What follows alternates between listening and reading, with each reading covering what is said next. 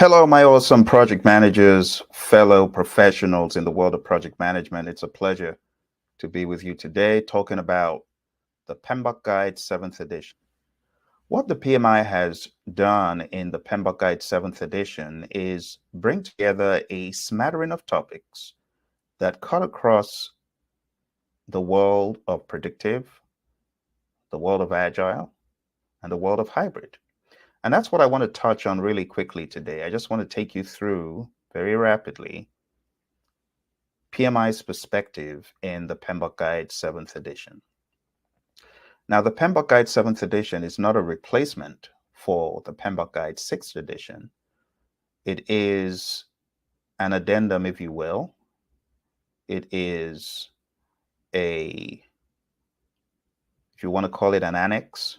So it builds on what the PMBOK 6 left at the ground level, and it elevates it to some degree. And that's what we're going to take a look at today. Today, I'm going to show you very quickly, for those of you who need to get off the call, I'm going to show you the 12 principles of project management. I'm also going to show you the 8 domains just to get you clued into what PMI is talking about. And then when we get done with that, we'll move into some more PMP, CAPM specific topics. Okay. All right. Well, let's jump straight into what Chapter 1 has in store. This is going to go very quick. If you want to go deeper into the world of PMBOK 7, you can go on down to tinyurl.com/PMBOK 7 PMP, and you'll be able to get a 12-hour course, very affordable, on Udemy. And my buddy Roy and I, we go through the PMBOK 7 from an agile lens, a hybrid lens, a predictive lens, going a lot deeper than what I'll be doing here in the next 1 hour. So Chapter 1 in the PMBOK Guide 7th edition is more or less an introduction to project management.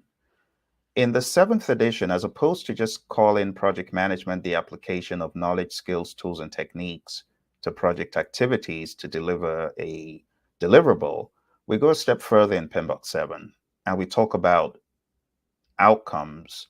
We talk about value a whole lot more. See, so you could say a project is a unique undertaking with a defined beginning and an end. It's aimed at achieving specific objectives within constraints like time, scope, budget, and so on, like planning a wedding. But we go a step further in the 7th edition and we ask, what outcome are we looking for? Well, the outcome could be one of great memories, joy, happiness, an experience that is mind-blowing, that's unforgettable. So it's not just about delivering a deliverable, it's about an ultimate outcome. Project management, as I said in the very beginning, is very important because it's the confluence of many things: schedule, cost, scope, quality, resources, communications, risk, procurement, stakeholder, and then more. We could keep building on it. We could also bring in the topic of leadership and so on and so forth. But project management is done at different levels. In the world of Agile, the team does it, predominantly. In the world, and when I say the team, I mean everyone on the team, whether you're in the world of Kanban or in the world of Scrum or in the world of predictive, right? Team is team, it's everyone. And project management is essential. I often laugh at companies who say, we don't need project management. Yes, you do. You just manage it yourself, right? Everyone needs project management. We take an overview of the PMBOK Guide 7th edition. We could say it's a comprehensive framework. It integrates agile and predictive approaches in many ways. It covers principles, domains, and competencies for project managers. And the guide offers you could call it a guide on adopting an agnostic perspective. So we have the predictive perspective. You plan everything up front. We have the agile perspective, where you're open a lot more to changes, changes to be expected, feedback, adapting quickly to revisions, and things such as that.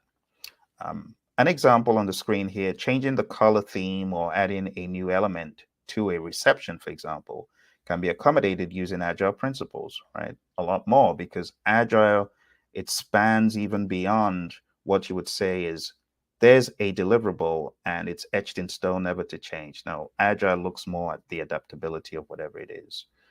So from chapter 1, you'll realize that projects are temporary. Project management ensures effective execution of tasks and resources, and like I said, anyone could do that. PMBOK Guide 7th edition integrates both predictive and agile in a way that previous editions hadn't, and real-world projects often benefit from a blend of predictive and agile approaches. When we talk about predictive, this is my analogy. You're going from point A to point B, it's in a straight line, right? If you're in the world of predictive. In the world of agile, we do things called iterations or sprints, and you could think of these as a series of mini experiments where you're building on the previous output or the previous effort, and eventually you will get to where you're going, but it's in a number of steps because in the very beginning you weren't entirely sure in many instances of where B was. You know there's a point B, but you don't know where point B is. Agile will be a great way of you embarking on such a project. And then we have the concept of hybridization. And hybridization just means you're taking agile approaches, predictive approaches, you are sandwiching them together, or you're doing them in different parts of the project along the timeline. That's really what that's all about. All right, moving on, in the Agile Practice Guide, which is a different publication from the PMI, but nonetheless a rather important one because it helps bridge the worlds together and helps you understand the differences between iterative, predictive, incremental, and agile.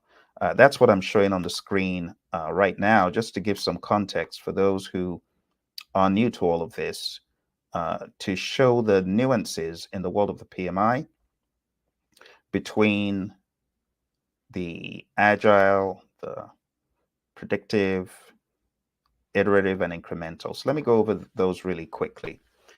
So in the world of predictive, we have a one-time delivery. It's a single delivery. In the world of iterative, we have a single delivery as well. It usually surprises people that iterative is a single delivery, but it is. It's a single delivery at the end of several iterations or several steps. You see, you could have many iterations, you repeat until correct, but you're only going to deliver one time. In the world of incremental, we have frequent smaller deliveries, but the activities are one time per iteration. In the world of agile, this is where we bring iterative and incremental approaches together, and we have frequent small deliveries. We are repeating till correct, and we're delivering multiple times. So that's kind of the explanation of all of the approaches talked about in the 7th edition. To give a better understanding of project management at a high level, you could say project management, while being the application of knowledge and skills and tools and techniques to project activities to get a desired outcome, to experience the value, which is the net quantifiable benefits. But in order to do that, we have a way we chunk what we're doing in project management. The authorization and the initial expansion of the customer request is called initiating. This is where we derive a project charter and we understand our stakeholders, who they are, and we get a stakeholder register. Then we have planning, where we develop a robust project management plan.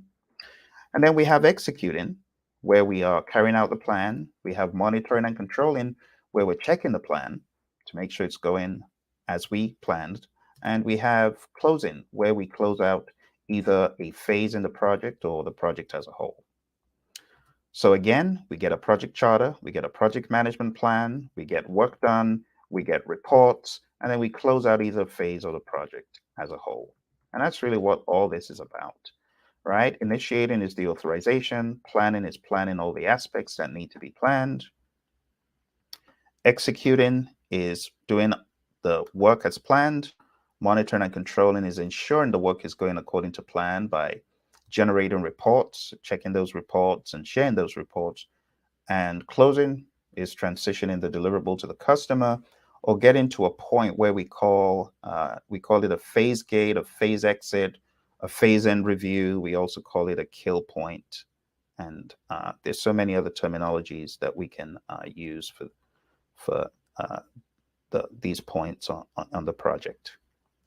All right, let's move on to our next slide.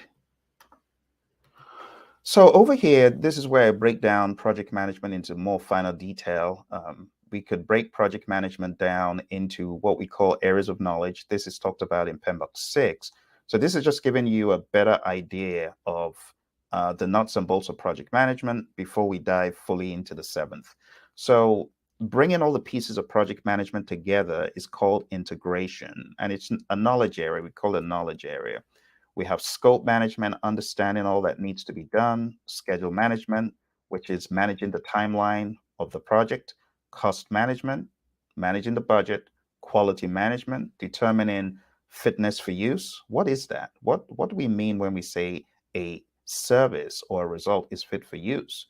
What do we mean when we say it should conform to requirements? What do we mean when we say it should satisfy the customer? We expand on all of that, and that's quality. So quality, in my mind, is 4 things. It's fitness for use, conformance to requirements, customer satisfaction, and Kaizen.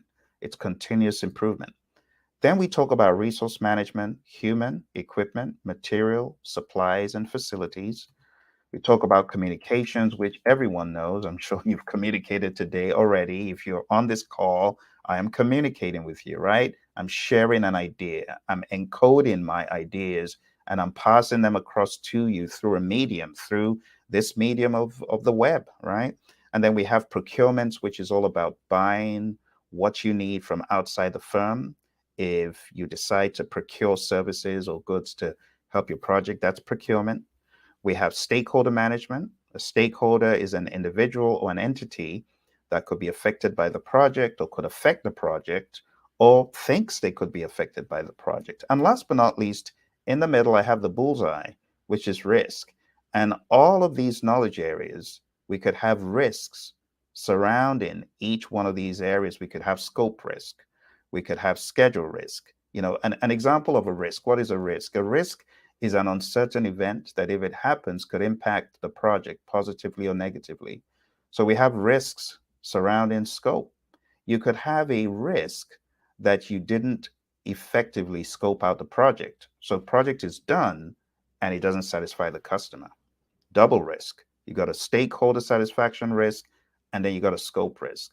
You could have risks that your schedule was not effectively built. So you have a lot of missing links between your tasks. You have a lot of missing dependencies, and sometimes you even have altogether missing tasks. So you could have risk. That's just an example. You could have risk touching all of these, and that's why this is important. But going a step further, the last layer at the bottom is what we're going into today, and that is the 12 principles of project management. And this is talked about in the PMBOK Guide 7th edition. It's fresh, it's new, it hasn't been in any previous PMBOK Guide. So we'll be going quite squarely into that. I have some questions here that I'm going to skip because I really want to get to the principles. So let's go to the first principle. It says, be a diligent, respectful, and caring steward. So what does that mean? What does it mean to be a steward? A steward is a custodian, a caretaker. Another word for steward, you could say servant leader. A steward is a servant leader.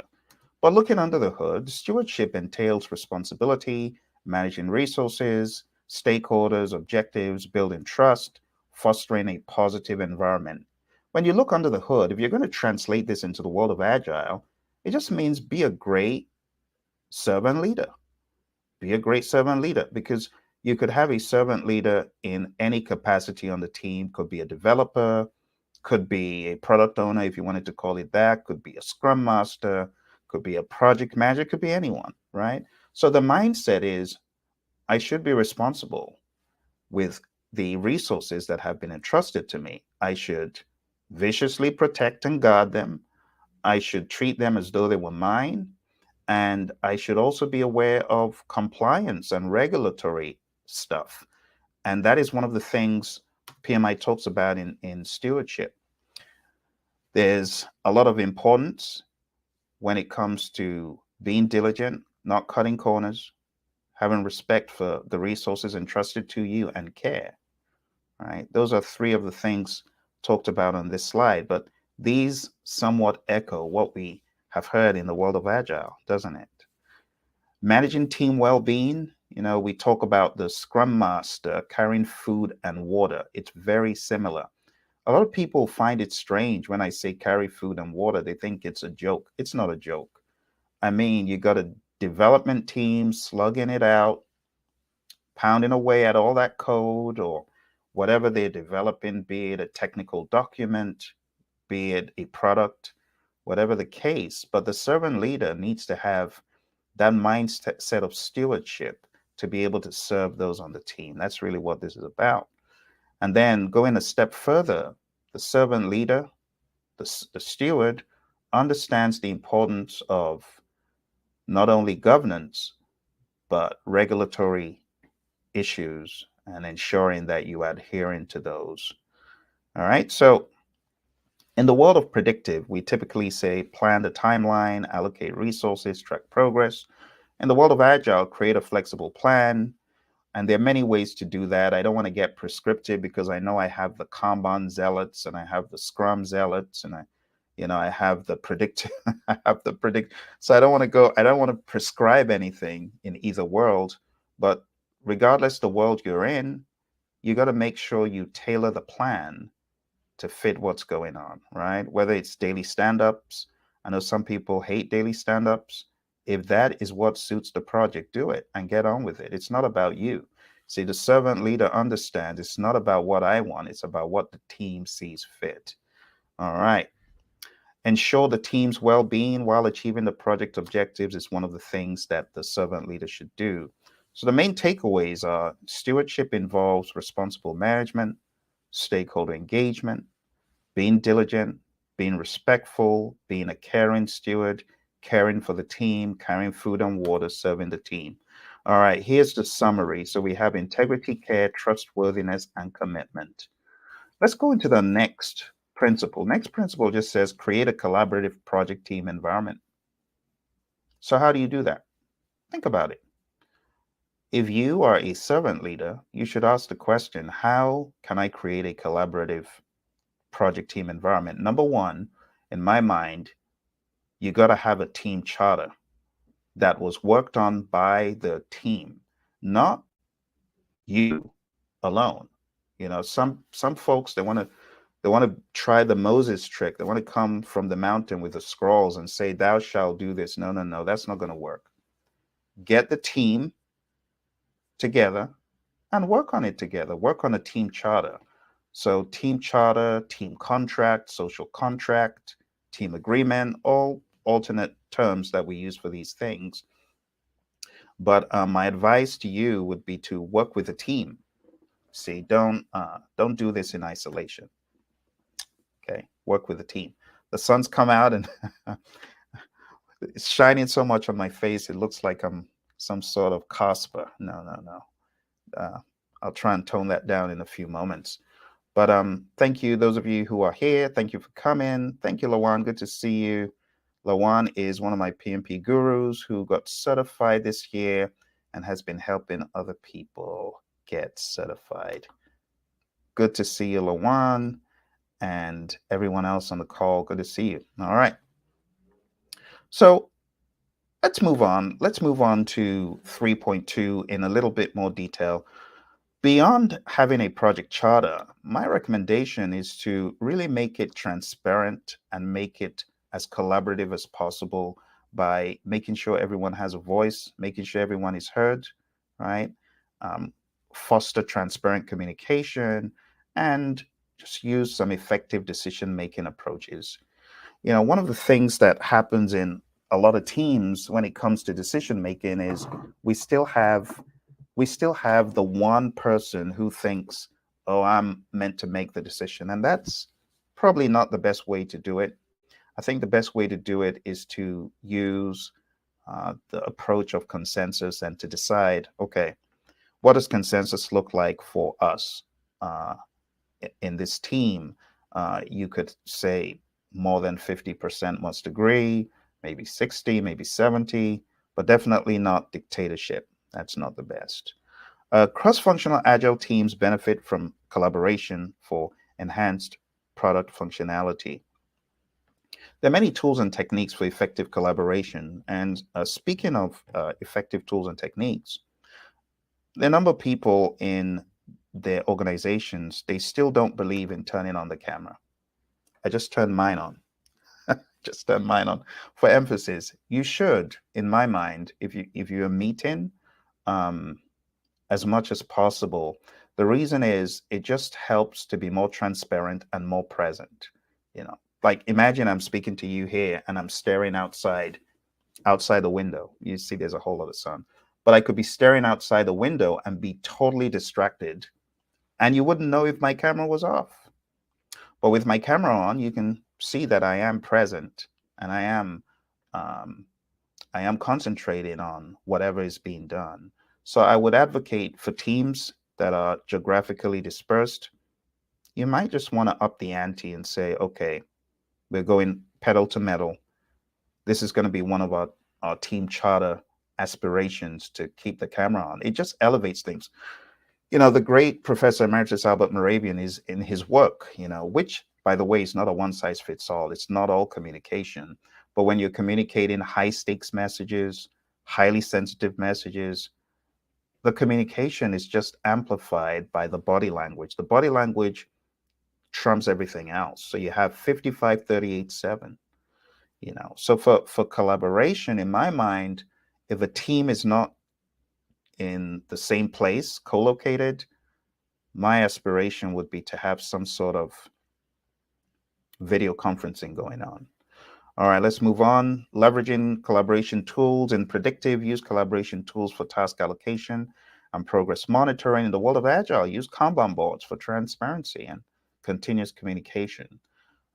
All of the events that we typically carry out in the world of Agile, it just gets us further ahead when it comes to collaboration more swiftly and efficiently, in my mind.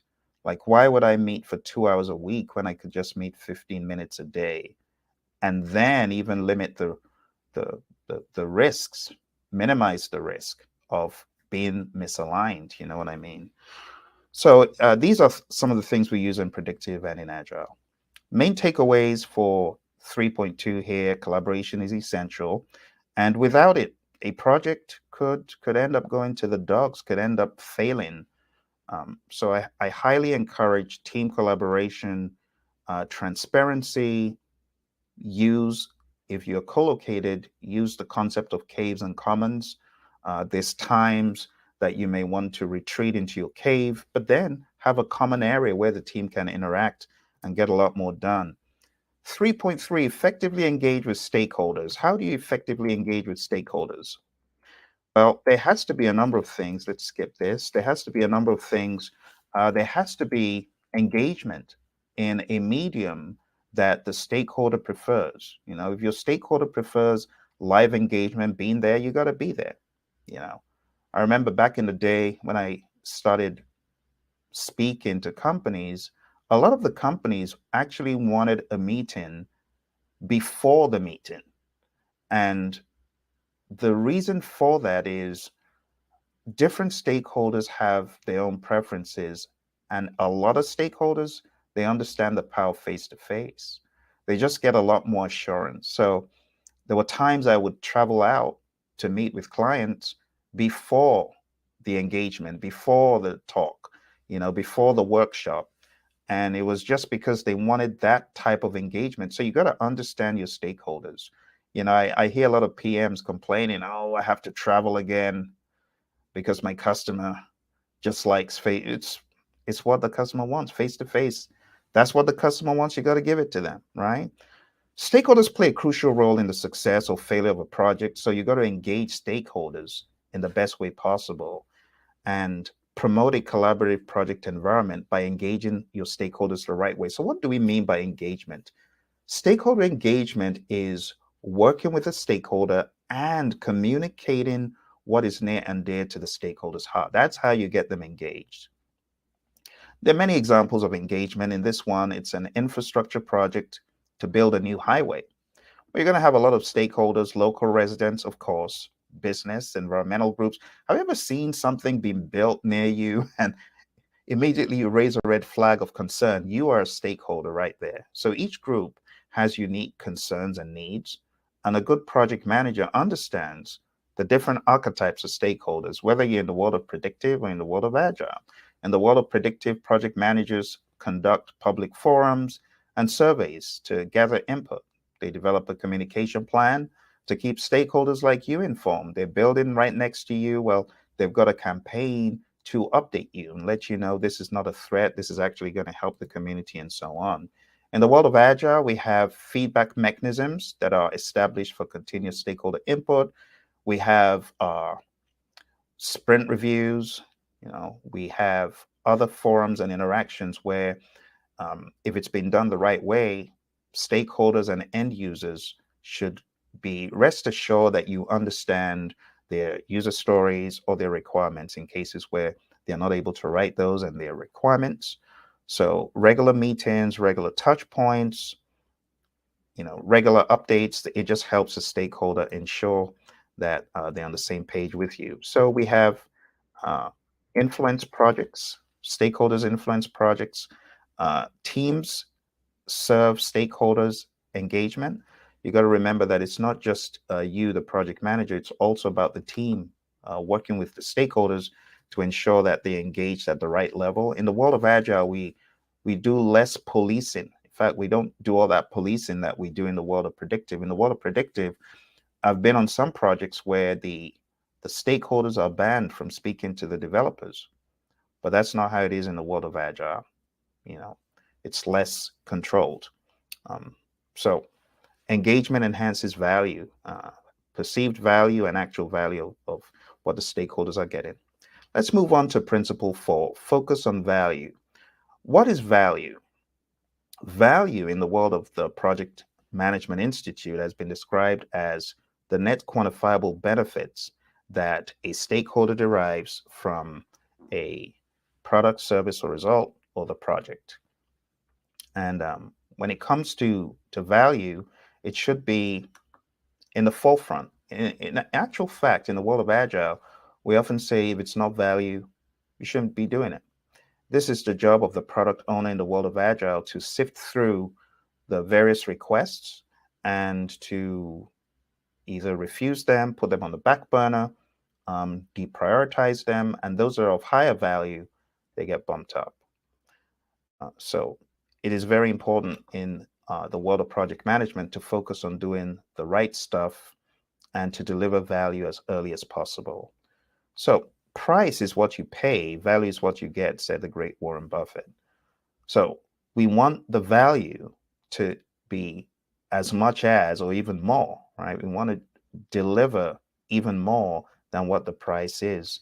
And that helps customers' perception of the value that they got. Focusing on value means understanding what truly matters to stakeholders and delivering outcomes that align with their needs. And not just delivering them, but delivering them as early as possible. Project managers must define and measure value in terms of benefits, return on investment, and impact on organizational objectives. Consider a predictive project to develop a new software tool for a marketing team. The project manager's role is to ensure that the tool enhances the team's efficiency in analyzing market campaigns, resulting in improved decision making. So I want to make sure that whatever we do offers value, right? Another example here, the project manager engages with stakeholders to understand their pain points and objectives by identifying the challenges the software tool should address and the benefits it should provide. The manager defines the value proposition. After implementing the software tool, the project manager measures its value by assessing how much time and effort the marketing team saves in campaign analysis. By quantifying the efficiency gains, the manager demonstrates the project's tangible impact. It is important that we ensure projects, all of our activities align with value delivery. Great Steve Jobs says, innovation is the ability to see change as an opportunity, not a threat. But needless change should be avoided, right? We have Kaizen, we have Kayaku, which is needless change. We don't want to do the needless change. We want to do the Kaizen, change for the better, right? So as we're working the project, the question should be, is this truly delivering value? Project managers must ensure that tasks, processes, and decisions align with the overall value proposition to maximize the positive impact of the project outcomes. Let's explore an agile project aiming to develop a new e-commerce platform for a retail company. The project manager's responsibility is to ensure that each feature developed directly enhances the user experience and drives sales growth. The project manager collaborates with the development team to prioritize features based on user feedback and business impact. So the agile police, I know they're out there. So I know some agile police folks are saying, hey, that's the job of the product owner. We're just talking in very general terms here. You need to understand that the PMBOK Guide 7th edition is not trying to place things strictly on the product owner or strictly on the Scrum Master. It's very agnostic, and I want you to understand that this is not a Scrum or Kanban class. So this is pretty general. All right, after the platform's launch, the project manager measures value impact by analyzing user engagement metrics, conversion rates, and revenue generated through the new features. This approach validates the alignment of project activities with value delivery. The key takeaways: focusing on value means understanding stakeholder needs and aligning outcomes with benefits. Both predictive and agile projects benefit from prioritizing value-driven goals. So just remember, value is key. Whatever you do in the world of project management, whether it's an agile or predictive approach, you got to be thinking of value, value, value. Value needs to be the number one thing. All right, let's move on. So in summary, value is the ultimate indicator. Value could be realized at any point. Value could be tangible or intangible. Value could be qualitative or quantitatively measured. Focus on outcomes, not only the deliverable, but outcomes, and adapt to maximize value. Let's move on to the next one. 3.5, recognize, evaluate, and respond to system interactions. If I was going to summarize this, the summary will be a big picture view type of a person. In other words, see the big picture and how everything interweaves, not just the tiny little pictures, but see everything together as a system. So it's rather important for a project manager, successful project managers, they see the big picture, they see the system's view of things. They see how the various parts integrate, right? So the importance, consideration of system interactions in projects is crucial. Actively addressing system interactions offers numerous advantages. An example, recognizing traffic flow's effect on public transportation and its impact on local businesses in city planning. That's a macro view of how many pieces are woven together. The core concepts are systems thinking, seeing projects as interrelated parts, understanding connections and relationships in a project, understanding feedback loops, changes in one area leading to changes in another. And I have to be honest, because this sounds a little bit, for some of you who have not been there, it may sound abstract or esoteric, but just think about putting together a Lego piece, right? You have the box. The box shows you the system, all the Lego pieces interwoven, you know, whether it's a big old plane or whether it's a tank or a ship. You know what I'm talking about. You've seen some of these really awesome builds. You would have no clue what to build if you didn't see the cover of the box. That's the systems think. So as a project manager, it is your job to apply yourself to see the big picture, right? To see how everything is interwoven. And honestly, if you are not able to see it as a person, as a solo person, that's okay. You're not meant to have all the ideas, right? A lot of instances, you have different people on the project that understand their map of the world, and they bring their piece of the world to the macro view. And you, as a project manager, you should understand that you don't always have the answers. But if collectively as a team, you're able to see how all the pieces fit, then you're in great shape. But definitely as a project manager, as much as possible, try to see the macro elements and see how the micro elements fit to give that. That's really what this is about. All right. Some of the things we talk about here, in addition to feedback loops, are resilience, projects adapting to changes for long-term success. An example could be software model changes, construction sequence, marketing efforts, and coastal building designs. And just understanding how everything in those examples interweave. The various tools and techniques we could mention here. And when I say tools and techniques, I'm not talking about PMBOK 6. I'm just talking in general. System maps, diagrams showcasing system components, root cause analysis, risk management, flowcharts for order fulfillment, investigating supply chain delays, and backup suppliers. Think about some hypothetical case studies, right? A manufacturing company revamped the production line, leading to a 20% output increase. In order to pull that off, you got to be able to see all the parts in that system. Or in a software company, ensuring seamless integration between software modules, you've got to see the big picture. So as a project manager, it's one of the things you're expected to do.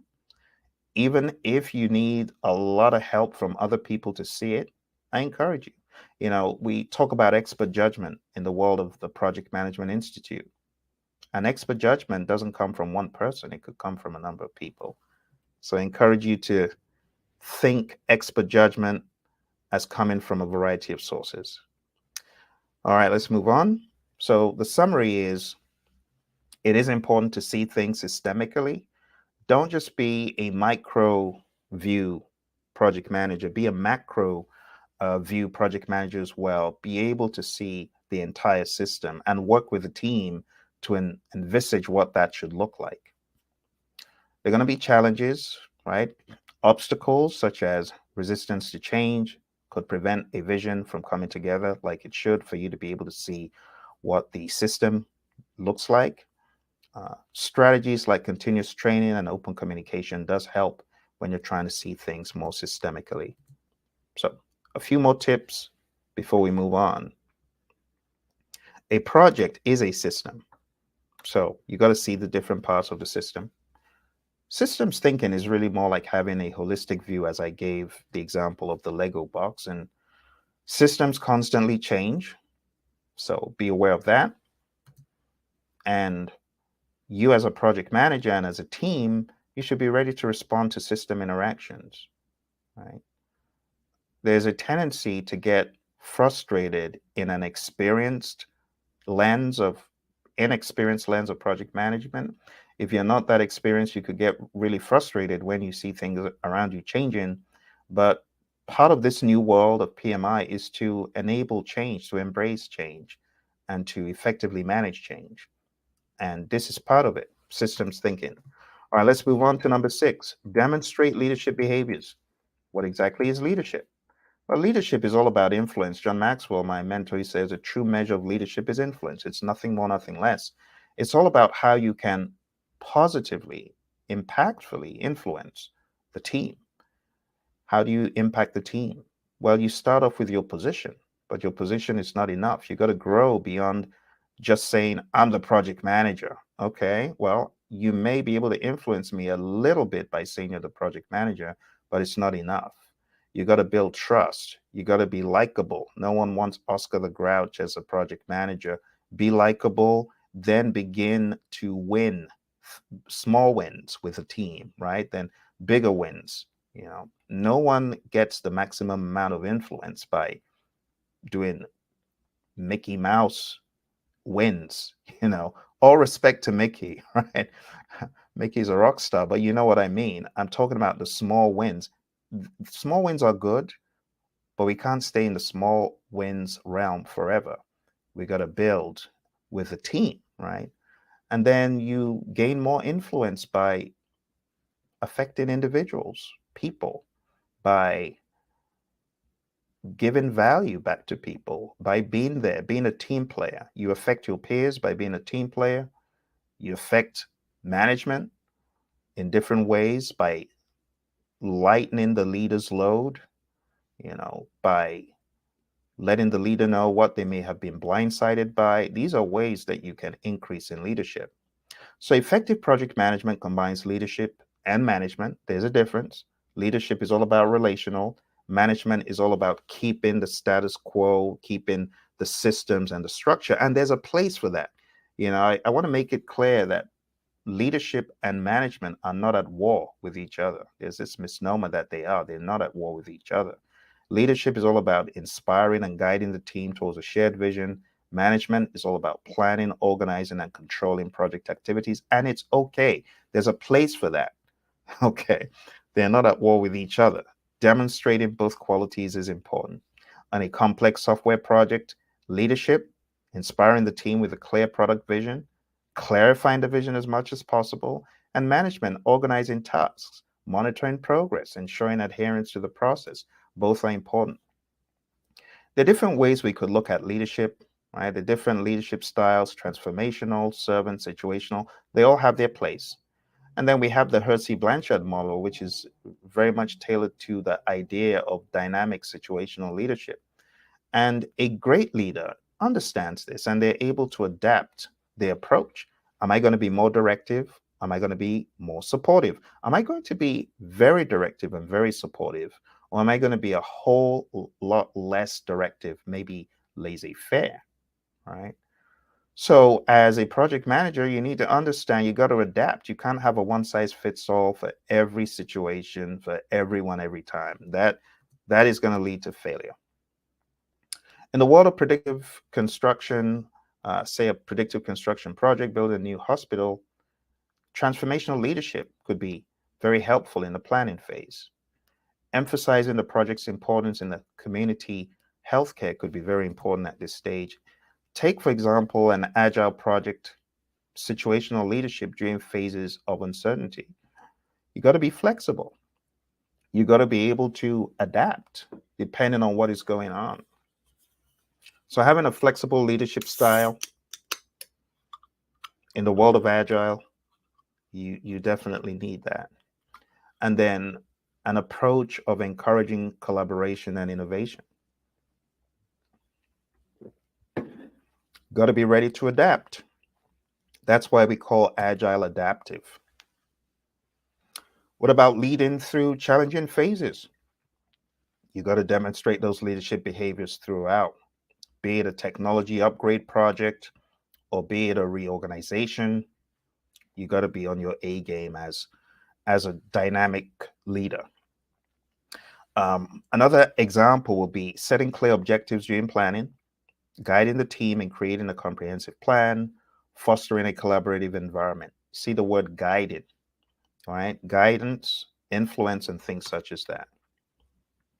In the world of agile, we want these behaviors definitely for the team to be able to facilitate its own meetings. We want to empower the team, remove obstacles, ensure that communication is transparent, and adapting to changes. These are ways that we show leadership. I've heard from some scrum masters, they feel a little bit threatened when the team becomes more independent, but I'm like, that's actually good. You should engage and enable the team to be able to facilitate its own meetings, to be able to move cards across the board or whatever it is. So it's all leadership. So the summary is effective project management combines leadership and management. Project management, I know it sounds oxymoronal because we say project management, but it's honestly it's more leadership than anything else. You could have all the tools in the world and fail as a project manager if you are not a great leader. If you're not great at bringing people together, collaborating, being a servant leader, being a situational leader, being empathetic, being a good communicator, being able to cast the vision and recast the vision. If you're not able to do all these things, You're not going to be that effective as a project manager, right? Another thing project managers could do in areas they know they're lacking is just engage the team more. Have someone on the team who has that strong point come alongside you and help you. So it's not about being a rock star. In the world of predictive, a lot of times it's all this centralized leadership stuff. But in the world of agile, it's decentralized leadership. So this is where you need to leverage the power of the team. A lot of times in the world of agile, even though you as a servant leader or project manager is able to do everything, where's the fun in that? Get people on the team along so that they can grow in those respects as well. All right. So summary of leadership. Leadership is all about influence. Like I said, great John Maxwell said, the true measure of leadership is influence, nothing more, nothing less. John says, he who thinks he leadeth, but has no one following him is only taking a walk. So we don't want to be taking walks alone. We truly want to make an impact by influencing. And sometimes the influence doesn't even need to come from you. It could come from somewhere else. All right. Anyone can lead. Leadership is not the same as authority. Effective leaders adapt and understand motivational differences between your team members. When it comes to being an effective leader, honesty, integrity, and ethical conduct are huge. All right, this is one of my favorites. It's tailoring.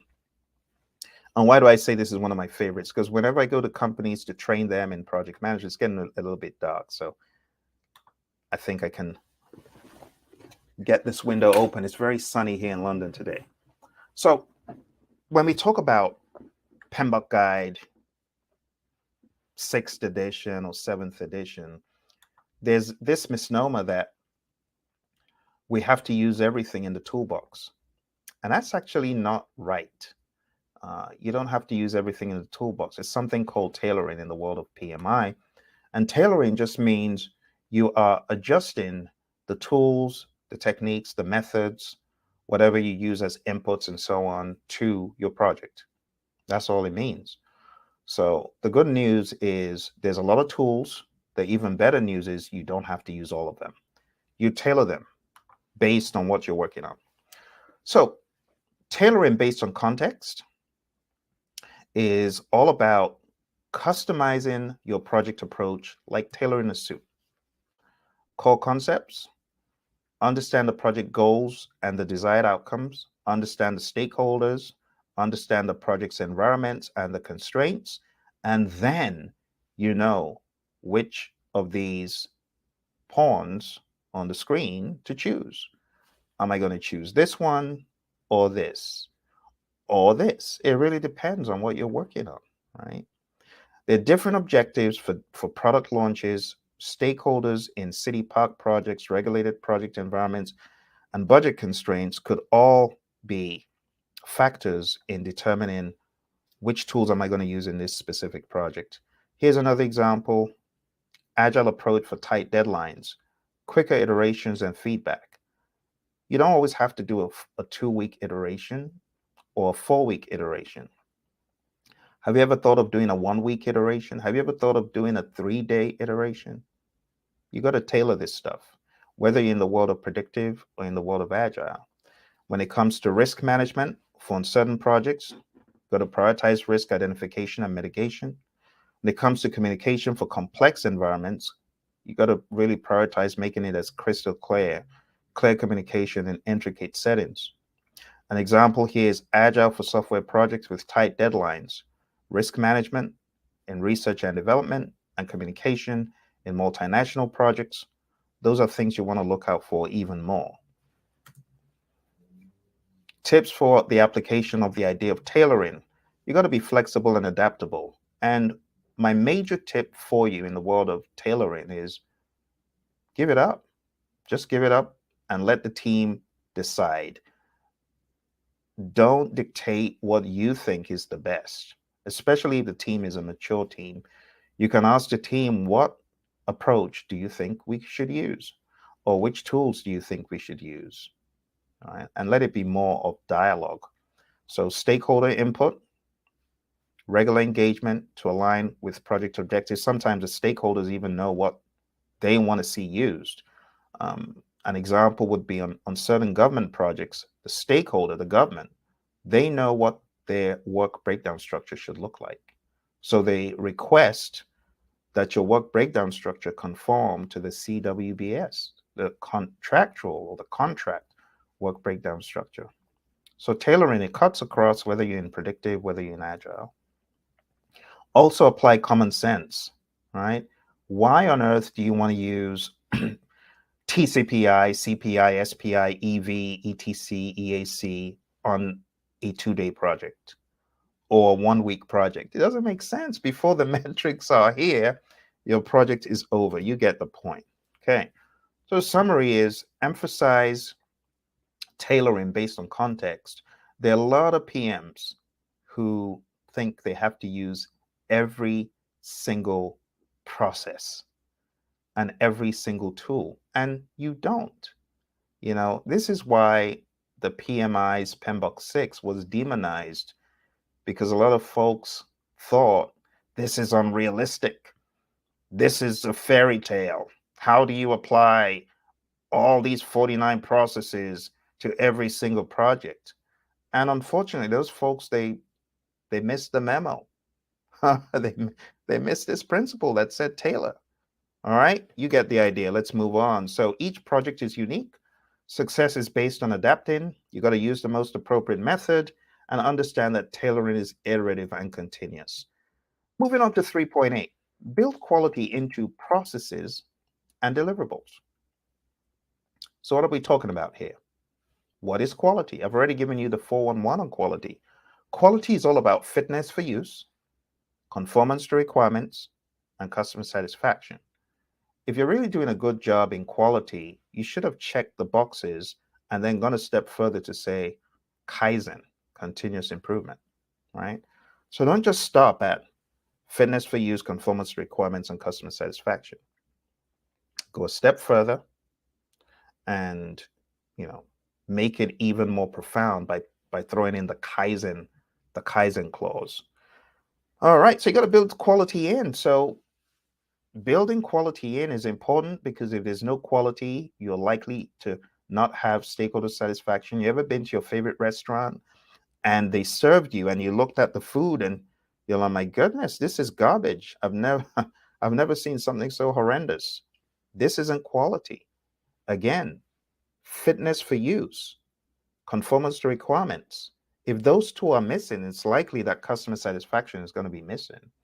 And it's likely that that establishment is not practicing Kaizen. So all those are important. The benefits, integrating quality throughout the project. When you are building the right stuff, that's step one. When you are checking to make sure you're building the right stuff the right way. And step three is making sure that what was finally built does indeed conform to what the definition of quality is. Example, quality in car manufacturing ensures customer satisfaction and reduces post-sale issues. But I put it to you that quality started right there on the shop floor. With the very first widget, the very first bolt, the very first tire, quality should have started there. Core concepts. When you're fulfilling customer or user requirements, got to think quality right from the get-go. Building the right stuff is quality, right? We got to work on systemic actions to achieve a desired outcome, a desired result. The deliverables in this context are going to be the outputs produced by the project. Examples could be smartphones, software development steps, and tangible project outputs. I once went to a store to fix my phone. This phone. This is a true story. I hope my friends from Apple are going to watch this, because I want to have a go at the people at Apple. I love Apple. my iPhone. I went to the Apple store somewhere in Arizona a few weeks before flying down to London. And I wanted a simple service. I knew that my battery was messed up and I just wanted the battery to be replaced. But they unceremoniously dismissed my request and said, nah, that phone won't work. You gotta. And I was a little bit offended because I expected a better level of quality. I expected some focus on my unique circumstance and to actually attempt, giving me some advice, but they dismissed it. So at the end of the day, when I came to London, I went to a store just around the corner. Within 10 minutes, the problem I had that I went to the Apple store for was fixed. Apple could not solve my problem. I was very disappointed with Apple. In my mind, that's not quality service. Quality service is standing behind your product every step of the way, even if the stakeholder brings an outlandish request for something you feel, oh, it's obsolete. We're now on 14. That's not a 14, so we're not going to fix that. And we can't help you. Just go buy a 14. I didn't think that was very good service. I'm just sharing my experience. What I think is quality. Quality service is being able to stand behind your product every step of the way, or referring, the customer to where they can get help. I'm into music. Another example on the flip side is Korg. I have a Korg keyboard that was bought way back. It's called a Trident, and it developed problems. But the people at Korg could direct me to where I could get help. You see, they didn't say, "Oh, we can help you. Ship it in." No, they directed me to where I could get help, and I did get help. So anyway, Tim Cook, I love Apple, but I'm not really a fan of the service in the Apple stores. But anyway, so talking about quality smartphones, software development steps, that just came to mind. All right, let's move on. I know the Apple fanatics are going to be mad. I'm an Apple fan too, but I'm not a fan of the service.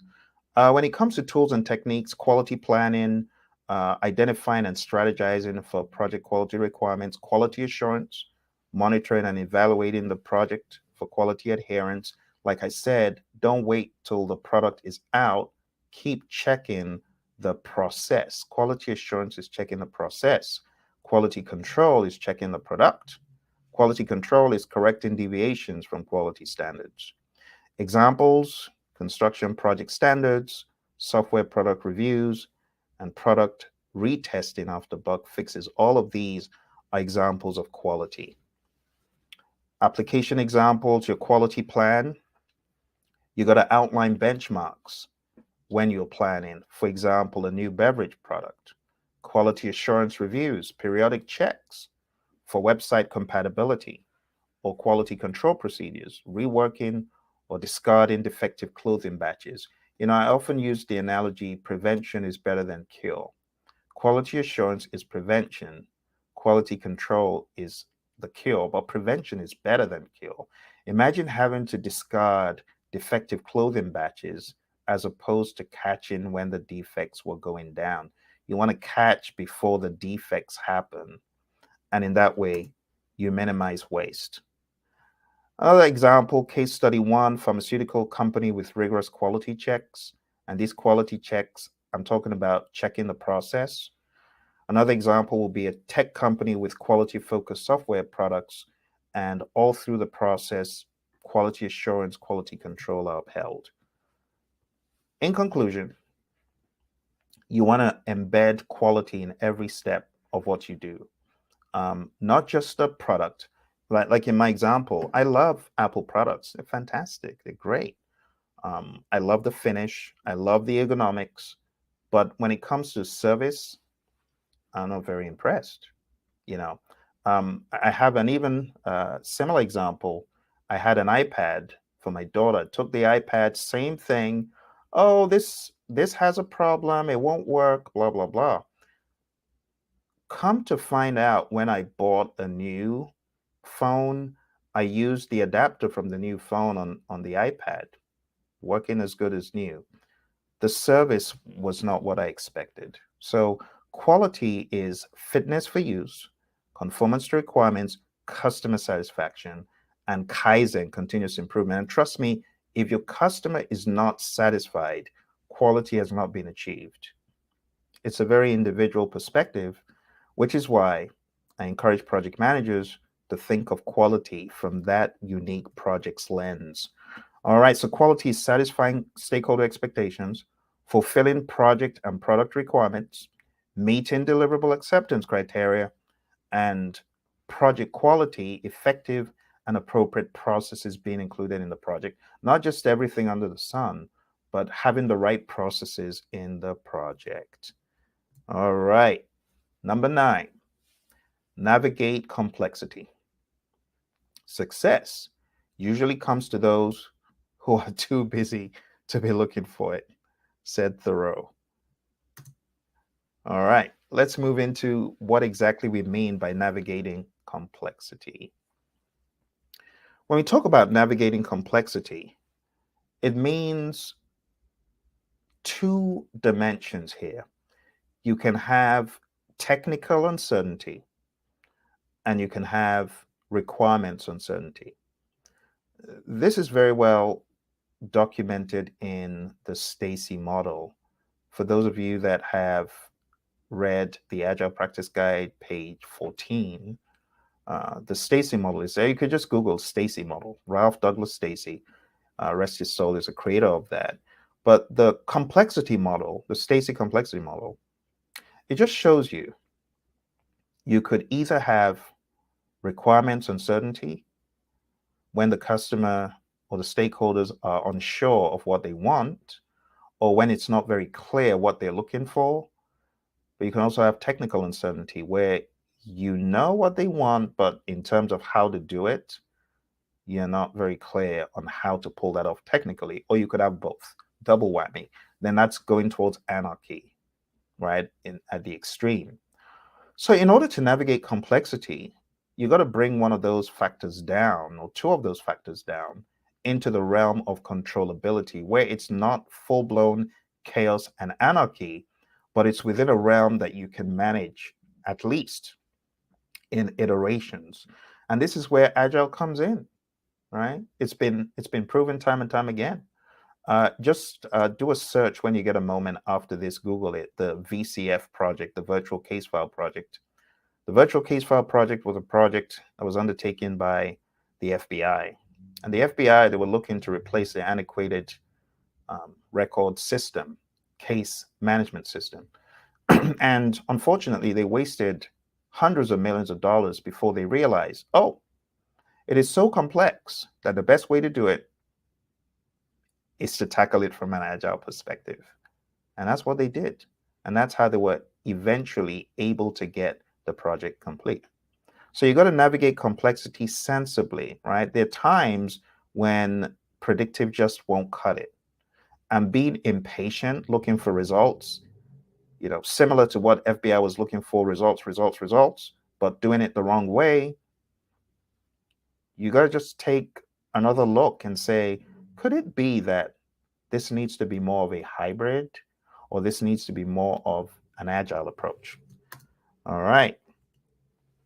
So in order to tackle things that are complex, you need to understand both the technicality and the human behavior, the system behavior, and things that are ambiguous and uncertain. These are the three things that really cause complexity: human behavior, system behavior, and uncertainty and ambiguity.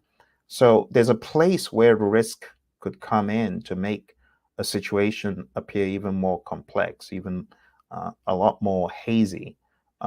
Human interactions can make things complex, and the way systems interact. There's a term that we use in project management called emergence. We've used this in PMBOK 6 as well. You could have emergent situations that are as a result of system interactions that yield something totally different than what you would have ever expected, or some human interactions that might lead to something that you never even expected. So breaking things down is a great way of dealing with complexity. Complexity could be triggered by events and conditions. Complexity could just suddenly emerge as a result of you understanding a particular concept. And as much as possible, you want to use methods to reduce the amount and impact of complexity. So to navigate complexity, the summary is break things down into smaller, more manageable pieces. Um, this is where Agile thrives, right? Agile is a great answer to complexity, as the FBI found out. All right, let's move a little bit quicker here. We're going into risk management and we're talking about optimizing risk responses. So the summary of optimizing risk responses is choose the best response that gives you the biggest bang for your buck. If you're working on a project and you encounter risk of a huge nature, you gotta respond with a risk response that is on par with the enormity and the significance of that risk. That's all this is saying. So optimize the responses. I'm going to go very quickly through this straight to my summary, okay, in the interest of time. I've taken over an hour so far. All right, so in order to optimize risk responses, you got to understand what a risk is. My buddy, the risk doctor, he says it's uncertainty that matters. That is what risk is. Not just any old uncertainty, but uncertainty that can impact your project positively or negatively. We need to be aware of individual risks as well as overall risks. Risks should be addressed continuously throughout the project, not just a one-time thing. We have the concept of risk attitude. What is your attitude as a stakeholder towards risk? Are you risk seeking or are you risk averse? We also talk about risk appetite. How much risk are you willing to take on to pursue an opportunity? Think about it like this. The level of hunger of an individual cannot be measured, obviously, by an instrument, but the extreme or the extent to which an individual will go to pursue a meal, it will tell you how hungry they are. So we often say that risk appetite can be measured by how much risk a stakeholder is willing to take on in pursuit of an opportunity. That's it. All right. So you need to respond appropriately, effectively, and realistically to risk. You got to make sure that your risk response is agreed upon. And you also need to be aware of risk owners. You have risk owners, people whose objectives are going to be impacted by the risk. Usually we say they own the risk. Whatever the response is going to be for those risks is carried out usually by who we call a risk response owner or a risk action owner, if you will. So the risk action owner and the risk owner should work together to ensure that that is taken care of. And to be quite honest, on some projects, it's the project manager for the risk owner and the risk action owner. But on some projects, you may have a more robust team where different individuals can do that. All right. Let's move to number 11. Embrace adaptability and resiliency. Again, I'm going to go straight to my wrap up. For those of you that just come in, we're taking a look at PMBOK 7. For those of you watching after the fact, if you wanted to go a little bit deeper into this stuff, you can find my PMBOK 7 training program. It's 12 hours. You can find that on Udemy with my buddy Roy. All right, number 11. Embrace adaptability and resiliency.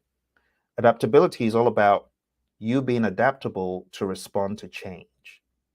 And we have so many examples of companies that were not adaptable and companies that were adaptable. Case in point, Blockbuster. Blockbuster is an example of a company that was not adaptable, and therefore they were not resilient either. They did not stand the test of time. When technology changes, when there's that baton change, you can tell those who were adaptable and those who were not. Another case in point would be Kodak. Kodak, instant images, where are they today? No, the big kahuna are the iPhones, the Apples of this world, the Samsungs and the Android manufacturers of the world, but Kodak is nowhere to be found. I could give you example after example. Toys R Us is another example. When the world of commerce changed to be heavily online, Toys R Us, they faded out. And you have the likes of Amazon, who were there. And we could go on and on and on. So, two things. One, adaptable, right? The ability to respond to changing market conditions, changing technologies. Let me have a go at the resistance, the AI resistance. A lot of AI resistant people out there saying, oh, AI is going to take my job, so I hate it and I'm not going to learn it. AI is against the human race. I feel sorry for you because you just need to be educated on what AI is all about. AI is just another tool. In my mind, it's like drawn carriages by horse versus a car, right? How has the car taken away the job of the horse? Or how has electricity taken away, the jobs of the candlestick makers? I mean, come on now. Get with the program. It's technology. So being adaptable and resilient means you're adaptable to respond to change. You have the ability to absorb the impact of changes or to recover from whatever it is and to focus on outcomes, as opposed to being focused on process. Some people are just so heavily focused on process and they're so focused on what they want to keep rooted in the ground for no reason. No, that's not being adaptable and you will not be resilient that way. So be adaptable, and that helps resiliency. Part of being resilient, part of your game plan to be resilient should be to be agile. Mike Tyson said it well. He said, everyone has a plan until they're punched in the mouth. So what happens? You're on the canvas. Where's your little plan? You got to be adaptable. You got to be ready to change your plan. That's all I'm saying. Okay, I'm obviously passionate about that one, as you can tell. Let's go to the final one. Final one in the principles. Enable change to achieve the intended business value or the intended future state. Because when you think about the future state, it really boils down to the value that you're seeking. So you got to understand the link between outcomes and value. Like George Bernard Shaw says, progress is impossible without change. And those who cannot change their minds cannot change anything. Like I said before, this section on AI, you got to welcome that change. So enabling change means ensuring that projects deliver outcomes aligned with business goals. You got to enable change to get to that future state that you're looking for. Consider an organization's initiative to adopt environmental friendly practices by implementing a waste reduction program. The project manager's role is to ensure that the waste reduction measures are effectively integrated into daily operations, realizing the intended value of sustainability. But you see, if people don't comply, that future state isn't going to be achieved. If people don't value that change and you're not able to effectively sell it and effectively lead as a servant, people aren't coming for the ride, you're not going to achieve that.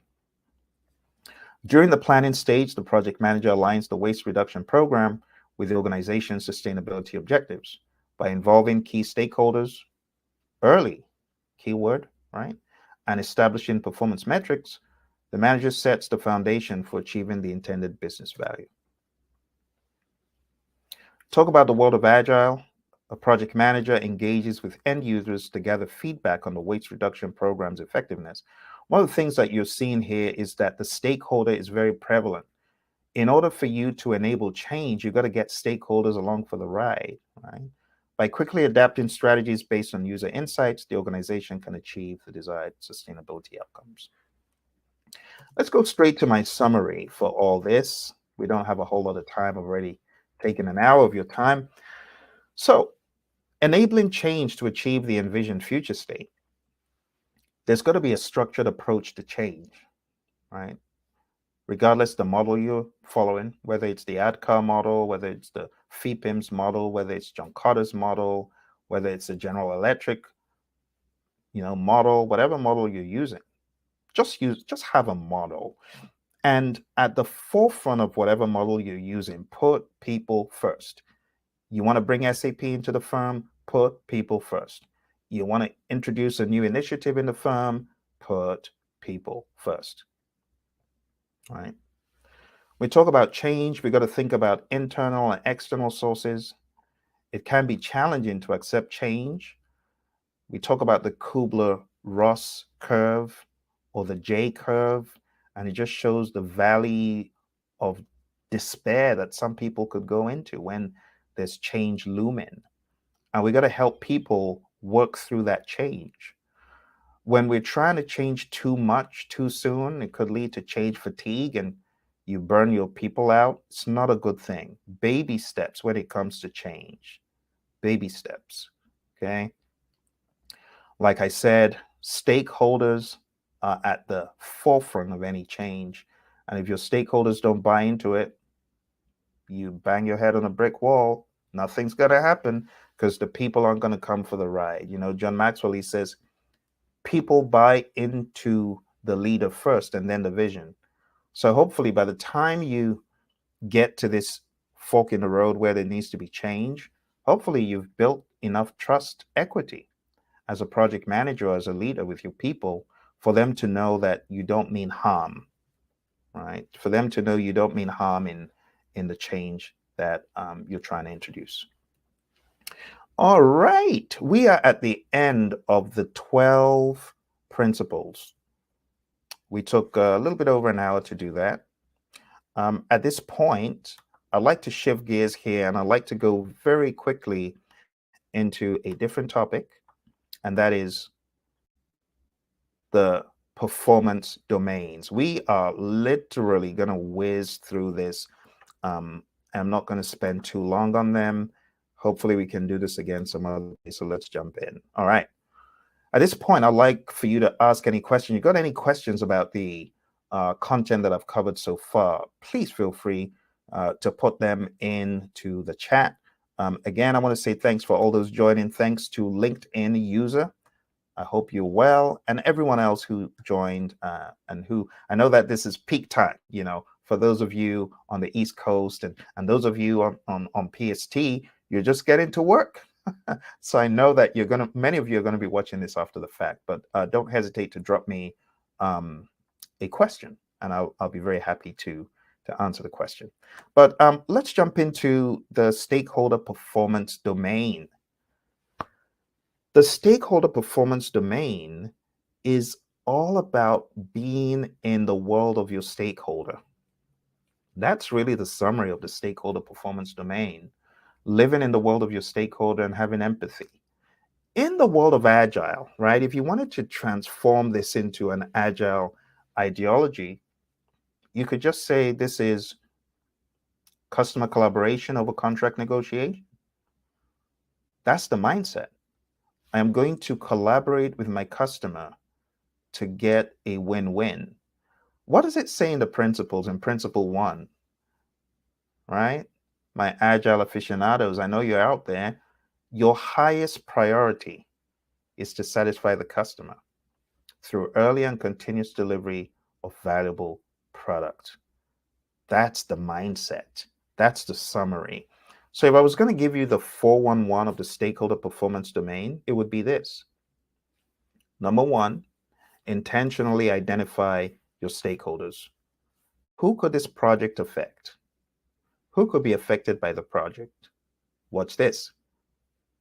Who thinks that they could be affected by the project?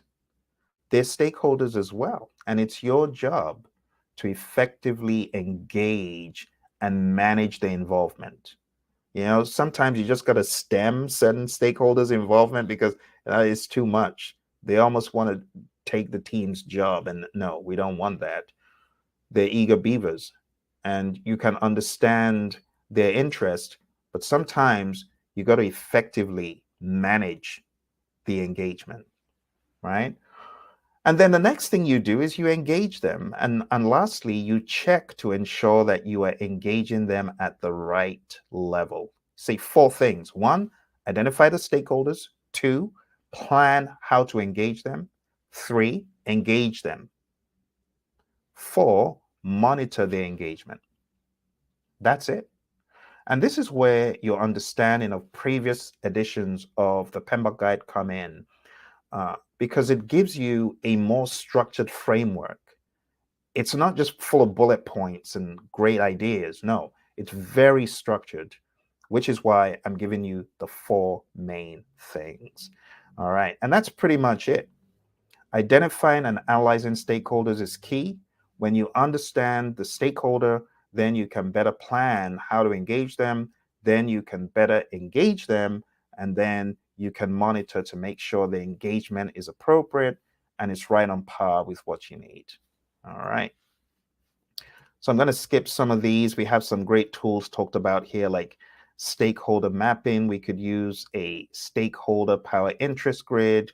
We could use a stakeholder engagement assessment matrix. There's so many things, but I'm going to skip those because I'm pressed for time. Let's go on to number 2, team performance domain.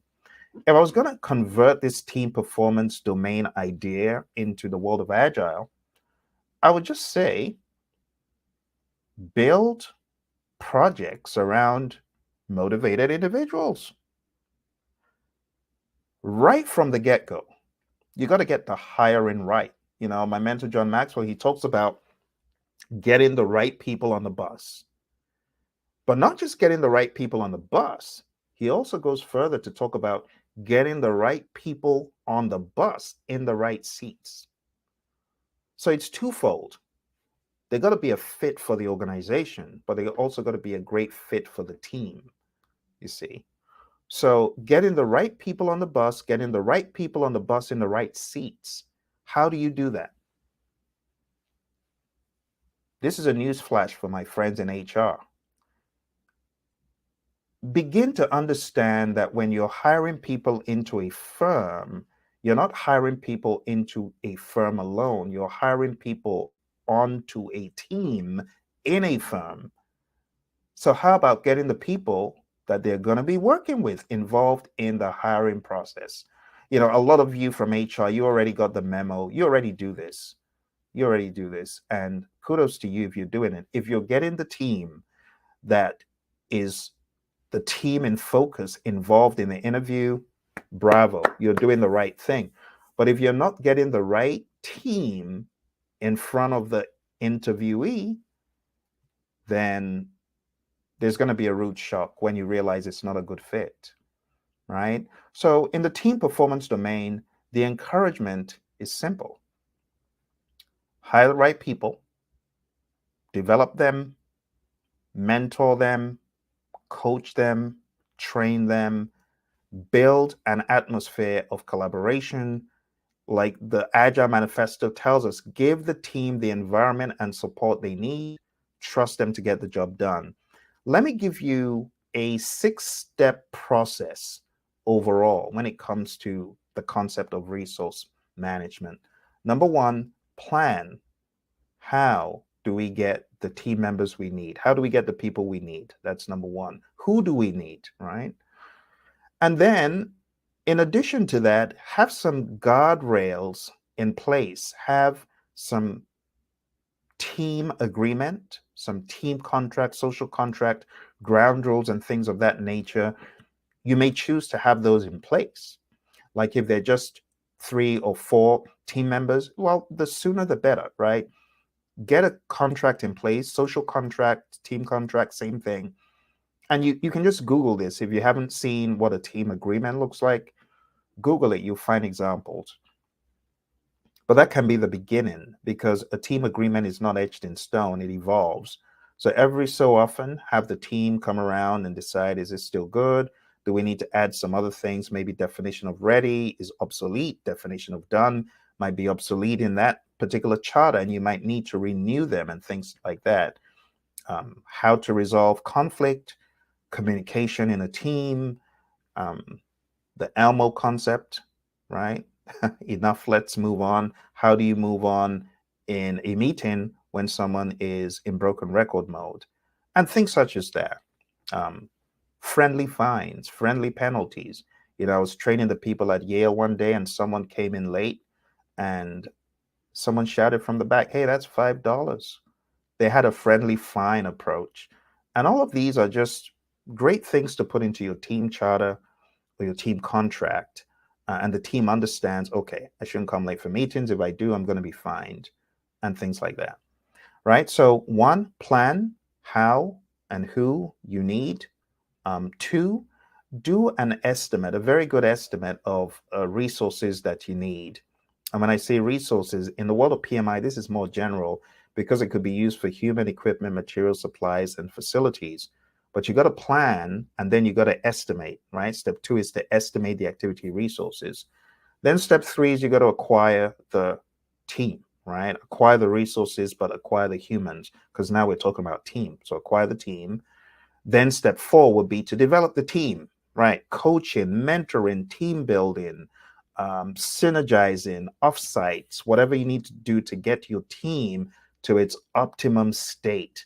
That needs to be your focus as a servant leader, as a project manager, whatever your role is. You want to enable that synergy, and a lot of times it comes alive from the development. Then number five is to manage. It's called manage the team, but it's really code for leadership. So leadership, give the team feedback, help them to understand what to improve on, uh, give them the right accolades and reward and recognition as a team. Um, Small wins, big wins alike.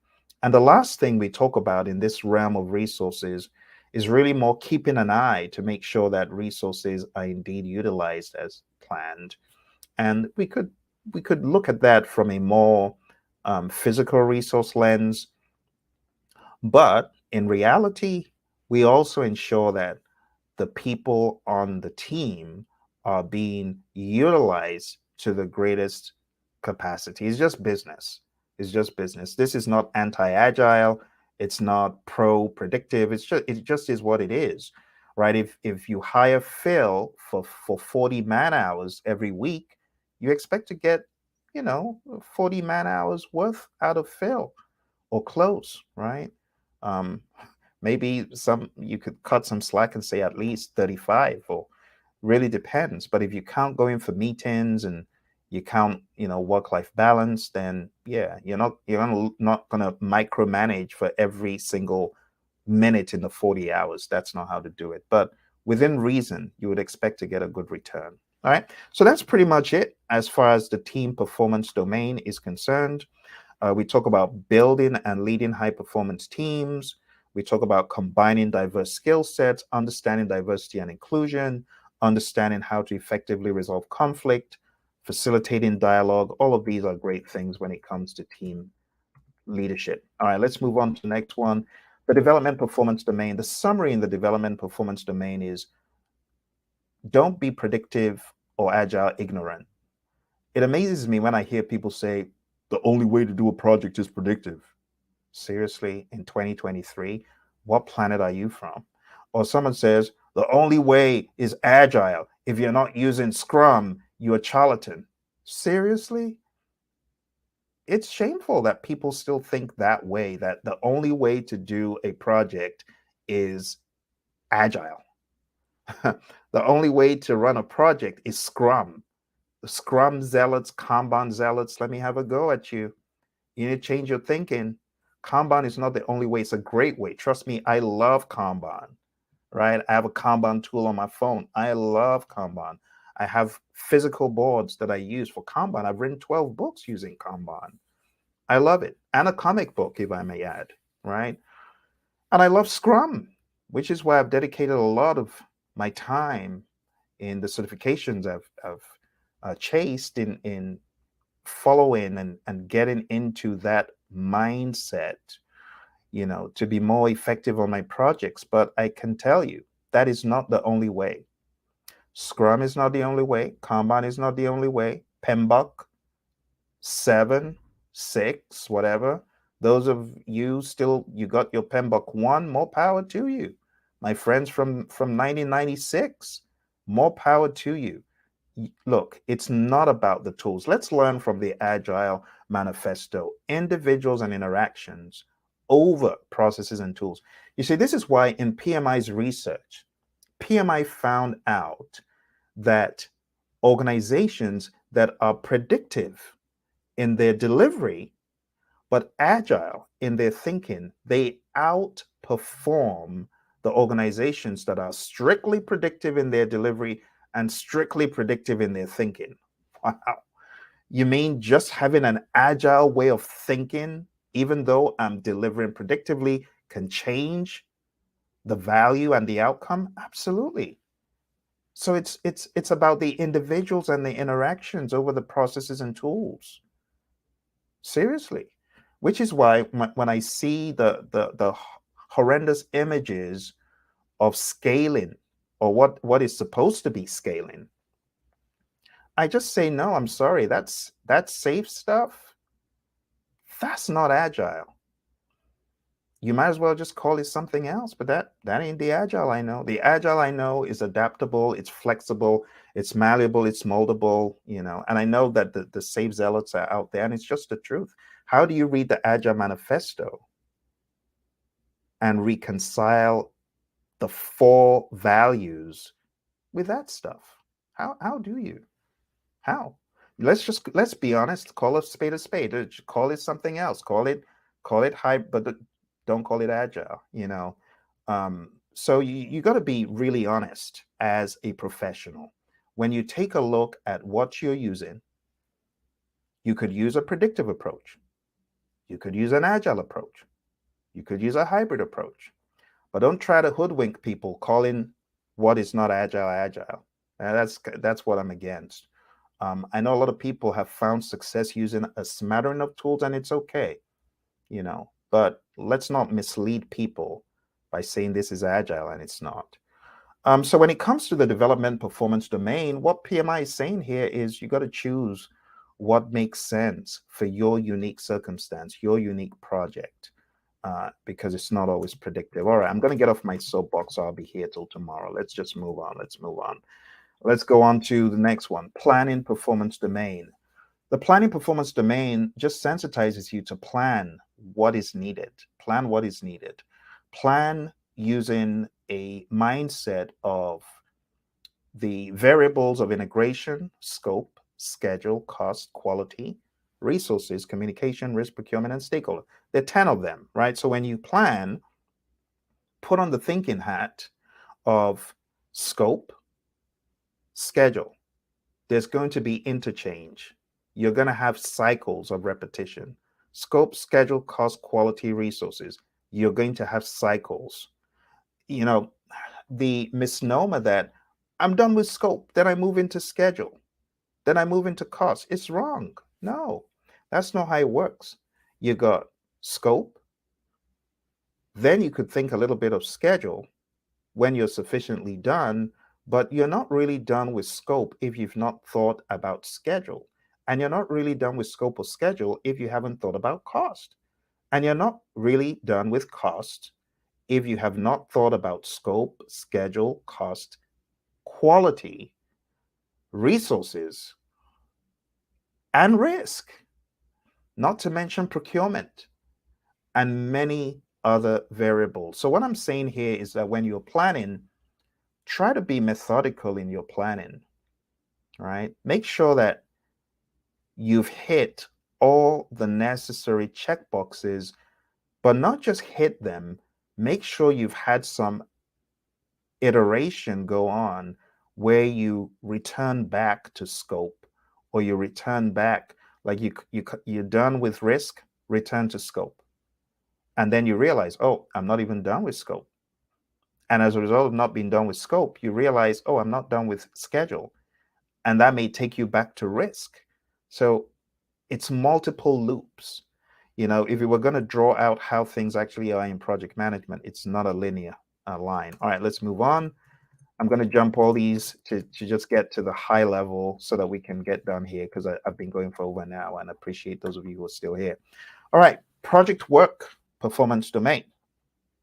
When you think about project work, it encapsulates scope, the work you're doing, and encapsulates quality, right? The quality of whatever you deliver. So it's not enough for you to just think about scope. You got to think about quality, and you got to think about everything else that is interwoven.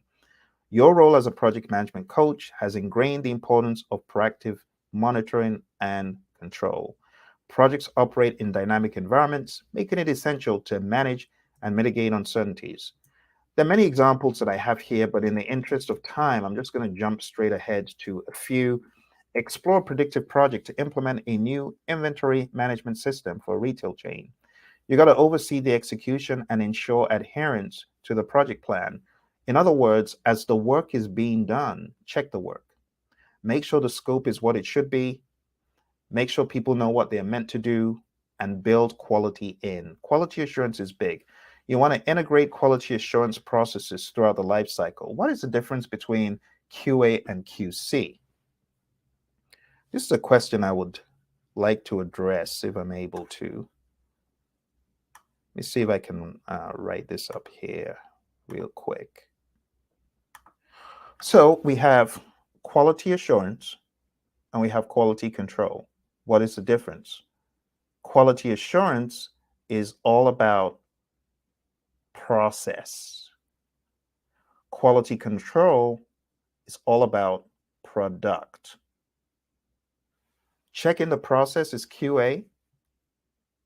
Checking the product is QC. And both are important, right? So you got to plan what quality is, then you got to check the process, then you got to check the product. Okay. My friends on YouTube at this time, I want to ask you if you got any questions, put them in the comment box if you're able, or in the chat box. My friends on LinkedIn, if you got any questions, put them in because we're going to be rounding up pretty quick after this. But I'm talking about project work. This is it, right? Integrate quality assurance processes throughout the life cycle and conduct regular reviews and audits. All right, let's move on. The delivery performance domain. Quality is not an act, it's a habit. When we talk about delivery, delivery means you are delivering whatever has been built, whatever has been constructed. And there's an importance in delivering quality outcomes, not just quality deliverables, but quality outcomes. We talk about meticulous planning, continuous monitoring, effective control. These are all things that lead us to our goal. And again, the concept of quality comes in here. Okay, I'm going to jump to the end. The journey of project delivery is continuous.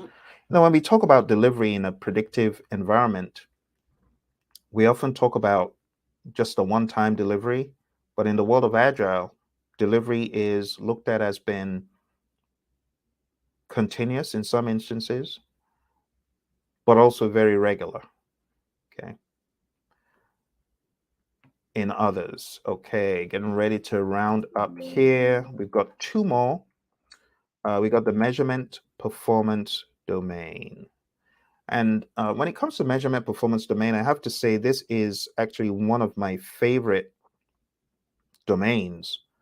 And the reason is this: it sensitizes you to measuring the right stuff. Measuring the right stuff.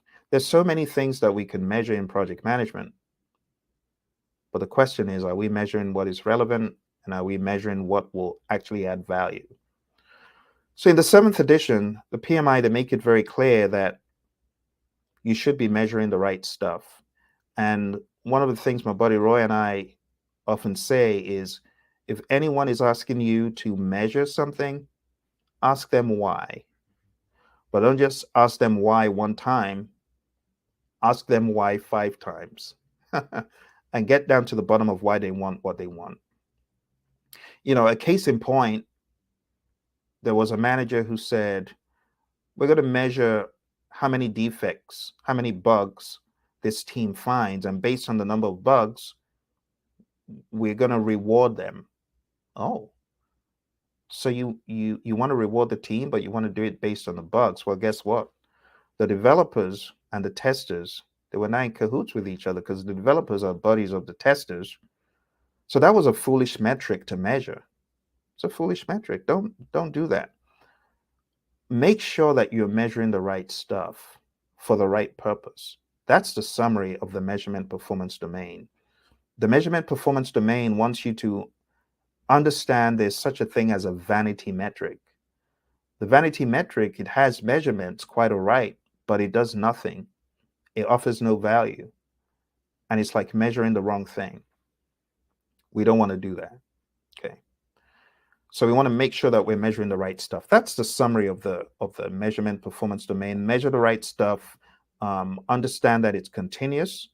Measurement provides a foundation for informed decision making. We're not just measuring for nothing. We're measuring for improvement purposes. We're measuring so that we have the right data and information to get to our future state, whatever that may be.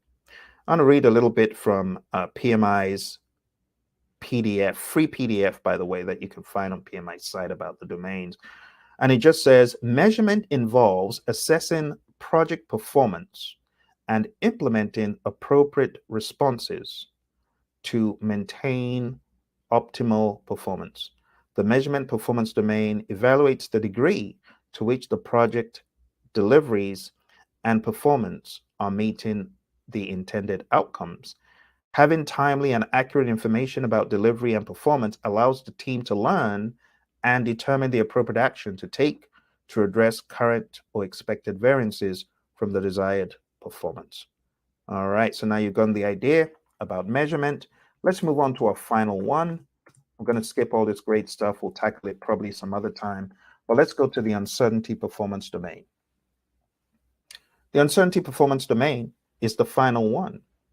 In the midst of chaos, there's also opportunity. When we talk about uncertainty, bear in mind that we can have positive uncertainty. We could also have negative uncertainty. So this is all about dealing with a number of things, risk being one of them. Your role as a project management coach prepares you to navigate uncertainty. You really are a coach of sorts, right? You really are a coach. You should be as a project manager, because you should be ready to coach the team. It's like the Scrum Master is a coach for the entire organization. That's something we can actually borrow from the world of Agile. Just understanding that, the Scrum Master is expected to coach the entire organization. Why not the project manager? Why not? We need to acknowledge that projects operate in dynamic environments and understand that we should be proactive in managing uncertainty. So while this is not spelled out as risk, I want you to think about this first and foremost as risk. Projects exist in environments with varying degrees of uncertainty, and uncertainty presents threats and opportunities that project teams explore and assess and then decide how to handle. 7 things you need to do as a project manager when it comes to uncertainties. Number 1, have a game plan. How am I going to manage uncertainty in this endeavor? That's number 1. Number 2, identify the uncertainties. In all of my years of training project management, the sad reality is I've only had one organization that has said, Phil, come and teach us how to effectively manage opportunities. One out of hundreds. My goodness. It shows how attuned we are to opportunities. Unfortunately, a lot of firms aren't, which is why only one has asked me to do that, a special plastics company. They know who they are. I was really impressed when they asked for that. And I worked with my friend Kik on coming up with a curriculum. You might be able to find some of Kik's work if it's out there, Kikpiney. He's done some work in that regard. So he gave me some ideas on how to put this together, because a lot of people just don't.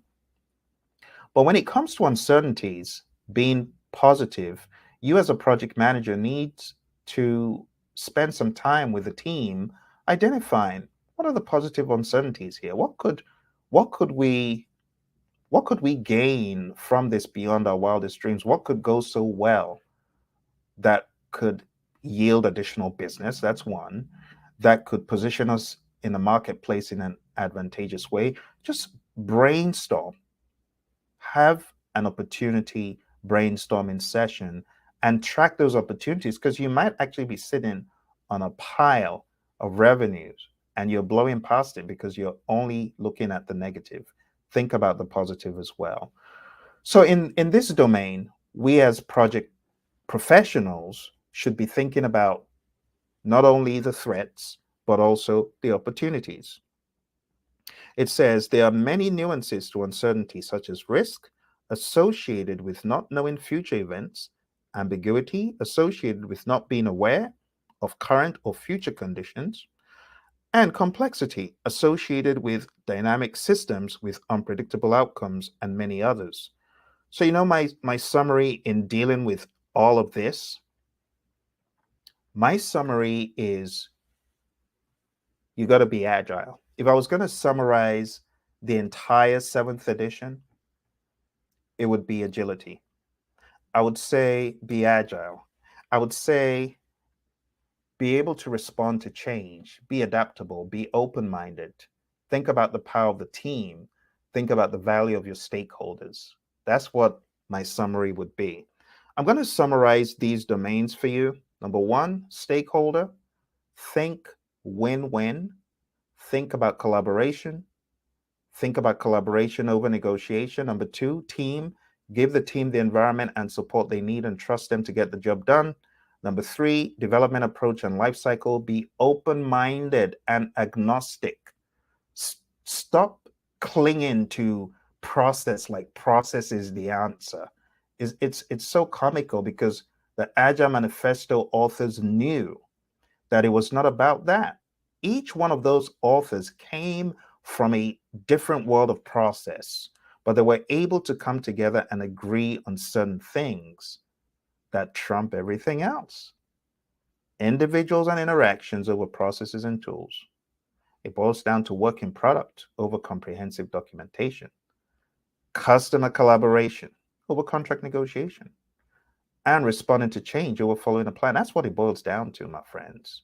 All right. So when it comes to the development approach and lifecycle domain, just have that in mind. Number four, planning. Again, remember, plans are great, but what's even greater is the ability to respond to change. Okay. Plans are great, but be able to respond to change. The next one is project work.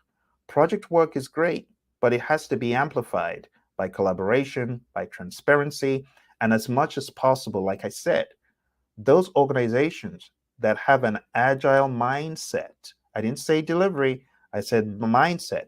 If they have an agile mindset, they are able to better deliver. Just having an agile mindset, it was proven by the PMI. You get better results when you're agile in your mindset, even if you're predictive in your delivery. And that takes us to delivery. As much as possible, seek to deliver in increments. Why should you deliver in increments? Well, if you deliver it in increments, you can get feedback a lot quicker as to whether you're building the right stuff. That's one. And number two, you can get feedback after each increment, being flexible and malleable to include additional things that you might have forgotten or blown past in the beginning. That's the power of Agile. Number seven, measurement. The measurement performance domain. Make sure you're measuring the right thing. Make sure that the KPIs that you're measuring are sensible. This takes us back to the Agile Manifesto. At regular intervals, what does a team do? They reflect and then they adjust. But we espouse the idea of empiricism, not just any old metrics, but really helpful metrics that enable us adjust in the right direction, right? You don't just want to adjust, you want to make sure it's in the right direction. And that's why when you look at Agile, we don't have a whole bunch of KPIs. We don't have that many KPIs, right?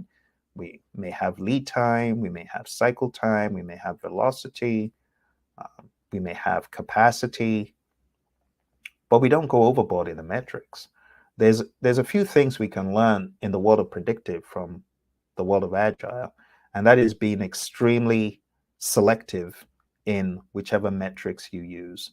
All right, finally, we have uncertainty. Uncertainty that can impact your project. In order to manage this effectively, break it down into smaller chunks, and you'll be a lot better off. All right, my friends. Well, that's all for now. I want to thank you for joining me. I know there are a lot of people who were unable to join because of their work. load, especially my friends in the United States. I'm going to just check and see if there were any additional questions or concerns. Let me check it out. I don't see anything on LinkedIn. Let me check out YouTube. I don't see anything on YouTube at this time. So for those of you joining on YouTube, do you have any questions? Is there anything I can expand on? Oh, the PMP. So when it comes to the PMP, you saw the way I covered content. You saw the way I covered this content. I did not cover this content in a rote inputs, tools, techniques, outputs, methods, models. No, honestly, that is not really going to help you on your PMP exam. Just being able to absorb what I delivered is going to help you. Just understanding it, just understanding the essence of what I discussed, it could help you on the exam. Thank you very much, my friend. Thank you for chatting in. Appreciate that. Lovato Carter, thank you very much. And everyone else, if you've enjoyed this breakdown, this presentation, go ahead and hit like, subscribe, make sure you share it. The purpose was to add some value, token of value to the people getting ready for the exam, because I realized somewhere in the middle of 2021 and now, I realized that the tools and techniques were becoming pretty obsolete for the PMP. And honestly, when my first CAP-M student of this new CAP-M exam passed the exam on, when did he pass it? July, late July, right? I think it was 31st of July, whenever it was. When he passed the exam, I realized that it wasn't about tools and techniques either for CAP-M. Why? Because we didn't do a whole lot of tool and technique stuff. We focused more on the concepts. And even though I had advised him to read a little bit of tools and techniques, he did not read a whole lot of them. But he was able to pass the new CAP-M exam, even without doing a whole lot of PMBOK 7 reading. That began to show me that even the CAP-M has changed. So if you're taking any PMI exam, your best bet for the PMP is to understand the language and the lingo, kind of how I went through it with you. Just understand that. If there's anything that you were lost on, go read it up, close the gaps. I know a lot of folks will be reading the 7th edition now, and honestly, they will pass the exam. Why? They'll pass the exam because the exam has changed pretty radically. It's no longer about process either, even though there is a process domain, but it's not about mindless cramming of the processes. It's really more about you understanding what the process does. That's one. Understanding the general language of project management. Could understanding some of the language of processes help on some questions? Absolutely, could. It would be foolish not to understand tools of project management. I'm not saying don't understand the tools, but I'm saying the mindless cramming of the tools is not very helpful. It's not really going to help you on your exam. So I highly encourage you to spend more time understanding the nuts and the bolts. Understand the nuts and the bolts. So thank you very much, Lovato Carter. Anyone else has any questions? Now would be a good time to ask. Okay, if there are no questions, I wish you all the very best. Remember, on Udemy, I have my PMP Elite course. I'm going to try and put that in the chat so that those of you who are looking for training for the PMP, you can sign up for that. I also have a course for the CAP-M, and I'm going to endeavor to put those in the chat. So let me see if I can paste that in the chat for everyone. So that is my PMP course. And the CAP-M, for those of you who are keen on going for the CAP-M, going to put that in the chat as well. For those of you who have been trying to get this done for a while, now is actually a good time, because it's not about formulas. It's not about earned value, memorization. It's really about understanding project management from an agnostic lens and from a more humanistic standpoint. I've heard from so many of my students that while there is predictive stuff still on the exam, a lot of the predictive stuff is so interwoven with the agile stuff that it's like a hybrid, a very thorough hybrid mix in a lot of circumstances. That's what I've been hearing. All right. Okay, my friends, thank you very much. I wish you all the very best. Got any questions? Put them below. Oh, Lovato says, I will be attending the PMP, taking it November. Well, I wish you all the very best as you go for your exam. Okay, you got any more questions, my friends? Feel free to put them in the comments below. You take care, and bye for now. The sun is so bright. I'm like Casper. But you can kind of make out my face. All right, take care. Bye for now.